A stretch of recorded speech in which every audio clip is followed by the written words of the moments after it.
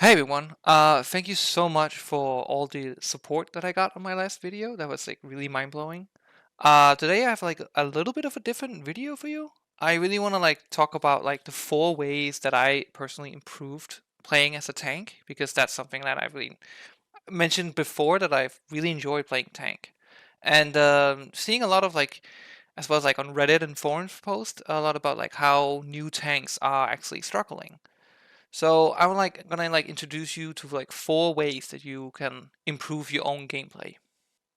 When it comes to tanking, and especially new players trying to tank, one of the topics that comes up the most is tank anxiety and the fear of like toxic people. Being nervous every time you have to go in and doing a dungeon is gonna like put so much weight on your shoulders, and it's gonna keep you like less focused on like the things that you can actually do and interact with. What have helped me getting through this like tank anxiety as first of all to just acknowledge that everyone has to start somewhere. You're not gonna be the best tank when you just when it's your first key or your first dungeon ever, and that it's okay that that can be scary. Tank anxiety and toxicity is something that everyone has to deal with when they first start out. Everyone has to start somewhere, and being a new tank it can be quite scary. For most people, you are viewed as the leader of the group, and there is a lot of responsibilities on your shoulders. As a tank, a lot of people are going to view you as the leader of the group. That can cause a lot of anxiety, especially if you're not 100% confident in this role. But it's important to know that everyone has to start somewhere. You're not going to be the best tank when you run into your first key. It's something that has to come with more experience. Dealing with tank anxiety, at least from my own personal experience, is all about stepping just a tiny bit out of your comfort zone. That can be just doing normal dungeons, if that's why you feel a little bit uncomfortable. But as soon as you feel comfortable in that little bracket, you need to move up. Just a tiny bit. You don't have to overextend yourself or anything.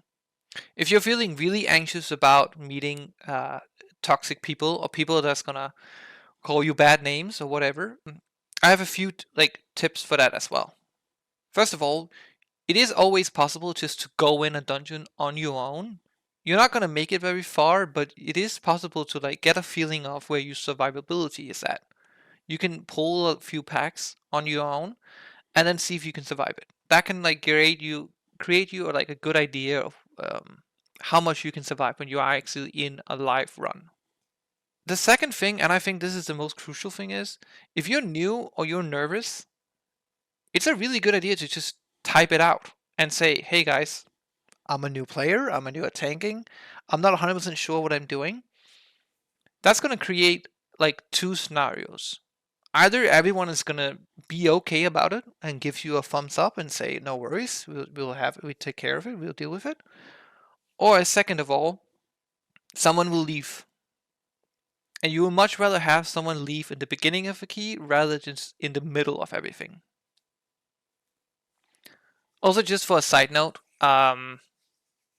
if you are new to tanking, you might be going a little bit slow in the beginning, which is fine, but you will probably experience DPSers or healers pulling extra for you. I just want to point out that that doesn't always necessarily mean that they are being toxic. I get it that it can be a little bit scary. I was in the situation myself when I started out, but you will, if you let them pull for you a little bit bigger, you will find out that they can kill things before they can like the mobs can kill you. Take it as a sign that they have confidence in it, that they could you can pull bigger than that. Let them sometimes do it for you, and if it fails and if you the whole group dies, well, you can rest assured that it's not your fault. So you don't really lose anything by this situation. The next big thing that like really improved my tanking was proper use of my cooldowns. What's really interesting about tanks and their cooldowns is they actually are multifunctional compared to DPSers and healers who either only buff their DPS or their healing. Tanks and their cooldowns can actually buff both, or sometimes you have to choose in between. So a good example would be, for example, Guardian Druid's Incarnation or the Warrior's Ravager. Specifically, the Warrior's Ravager is an interesting choice because you would think that that's just AoE, like it creates like good AoE damage, but what it actually also does is actually feed you more rage, which you can in turn turn into more defensive like abilities like shield block or ignore pain. So you will have situations where you want to like you can like, just pump out damage, but you can also use these abilities in the more defensive sense. So probably the biggest thing that people do wrong with their CDs is just simply not pressing them enough. The thing about like cooldowns that most people actually get wrong is simply just not pressing them enough. One thing that helped me pressing my cooldowns more is just to put it into perspective. In Pragenhide, you have a 36-minute timer. That means that you can use your 2 minutes cooldowns 18 times during that run. In theory. Now, when I first started, I think I wasn't pressing them nearly enough. I was really holding them on because, there might be somewhere I need them. There might be a big pole that I will like, that's when I have to use them. In reality, I could maybe have used it like my shield ball on my warrior 4 to 6 times before I actually get to the point where I really needed it. And with that said, like, I had a friend who was also like playing out tank, and he brought up the point that, well, he didn't press his defensive cooldowns because, well, he didn't need it. He was fine doing the run. He didn't go past like 70% health. Like, yeah, he was totally fine, so he didn't need it.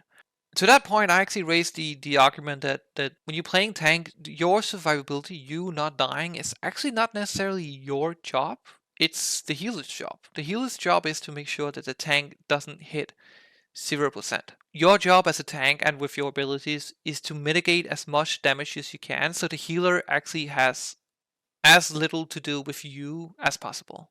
So what that means is that if you mitigate like 50% of the damage 18 times during a run, the healer doesn't have to actually spend as much time healing you. So he or her can actually spend a lot of like time on other things, such as doing the affixes or healing all the DPSers, or at the end of the day, just like doing more damage. So you as a tank using your abilities correctly and often will benefit the whole group and the whole run. It's not just your own survivability here. You pressing your cooldowns right could increase in healing damage, but could make the difference sometimes between life and death. Now the next point here is a little bit more broad, but it's something that you will have to like constantly work on, and that is understanding your responsibility as well as what your role entitles. So the way I like to like look at tanking, and this is specifically Mythic Plus, is that besides surviving and holding aggro, which is like the bare minimum, your role is to create a run that is the perfect balance between comfort and speed. And of course, by this I mean like the speed aspect is just how fast can you go. Since you are timed, it's beneficial to get there as fast as possible so you get better score and you get more loot. The comfort aspect refers to as how comfortable the group is going through this run. As a tank, you can go really fast and you can pull really big and you will be fine. But the question is your group gonna be? Your group might experience a lot of group damage, a lot of raid damage, or they might experience a lot of your healer might experience like having no mana or like just having to like sweat the whole way through. And causing a lot of stress on your DPS and healers might do it so they make like more mistakes. So this whole balance between comfort and speed is not something that's like a fixed point.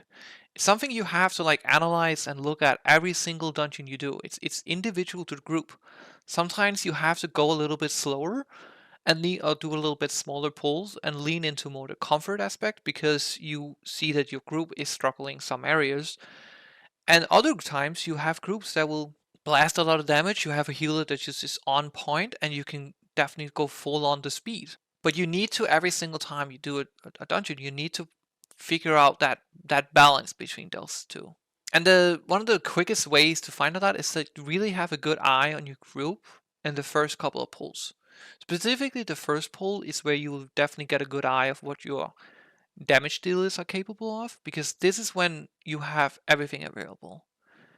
Every potion, every trinket, every ability, your mana is full, your health is full, everything is go. This is where you will see how much damage will my group do.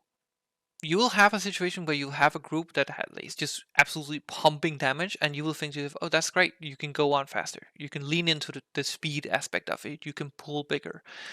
Sometimes you will have groups that does just less damage overall, and you'll have to lean into a little bit slower, a little bit more comfort aspect of it.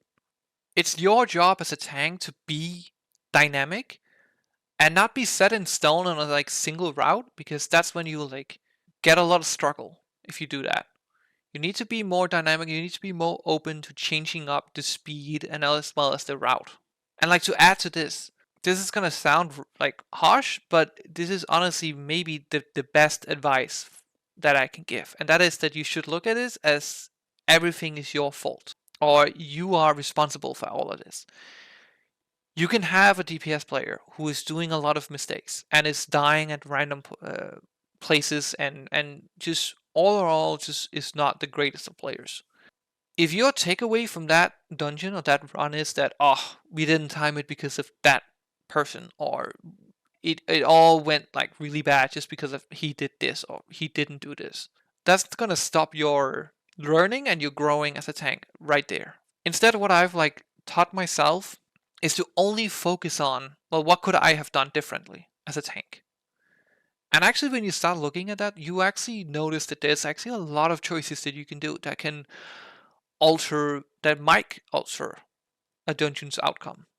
So there might be dungeons where your route can differ. Like you can choose between two routes. One might be faster, but the mobs there are like way more dangerous. Well, maybe you could have seen that the guy was struggling in the earlier pulls, and you maybe you should have gone the other way. This tip isn't to say that you should like beat yourself over the head with all like that everything is your fault all the time and you should feel bad, but it's just to really highlight how much influence you have on the group as a tank. And the faster you realize that and the faster you actually seize that, you will have much more success in your dungeon groups. I also just want to point out with responsibility. As a tank, as I mentioned before, you are viewed as the leader. That also means that like in the chat, you can really depict how the tone of the dungeon is going to be. If we are making mistakes and someone is trying to blame another person and they're being defensive about it, you as a tank has the biggest influence to like shut that down immediately and create a non-toxic environment. If you let the toxicity just like let loose, you might as well just leave the key right there. So set the tone how you would like it to be, and again that will also just create a more success for you. My last like tip for you guys is that learning the dungeons. This might be a bit obvious, but and of course like you will just play them and you will learn from that. But I actually think like creating a route would be really beneficial for you. Of course, it's possible to just copy in a route and then just yeah, as I said, copy that. But actually sitting down and doing it yourself, even though it might not be the most optimal route at all, it will create a process for you where you will start thinking about why am I pulling exactly this pack into the next pack into whatever you want to do. That thought process of thinking about why you're doing what you're doing is so healthy for the game and as you as a player, because it's going to create more awareness of like what's going on. And with that said, if you have bigwigs downloaded, it is actually possible to, and I would really like advise you to like actually go through the different abilities and see, well, what is going to be thrown your way, but also more importantly, what's going to be thrown towards the healer and the DPSers. Something I noticed really quickly in season 1 is just that I could actually pull pretty big and I would be fine, but that's because almost all the damage was targeted towards my party. And that's something you can very quickly find out through bigwigs and route and creating your own route and looking at the abilities that the enemies have. So yeah, so just to quickly recap here, tank anxiety, you just need more experience. You need to push yourself a little bit more.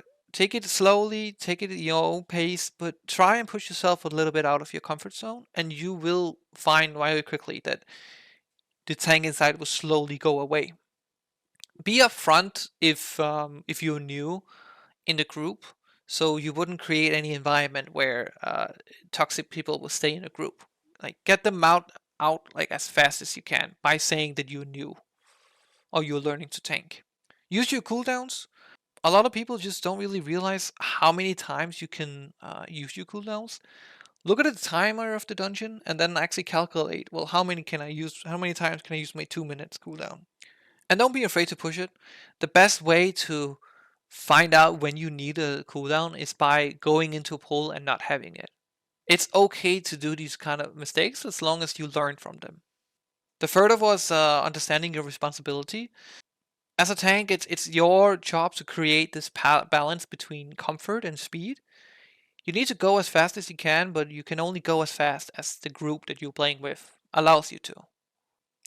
Look at your own mistakes rather than anyone else's. Anyone else's mistake is not gonna be beneficial for you. Let it go and then look at what you could have done differently. And then my point was just to lead the group. Be the person, create the tone that you want to play in, and try if you can to like shut down any sign of like toxicity.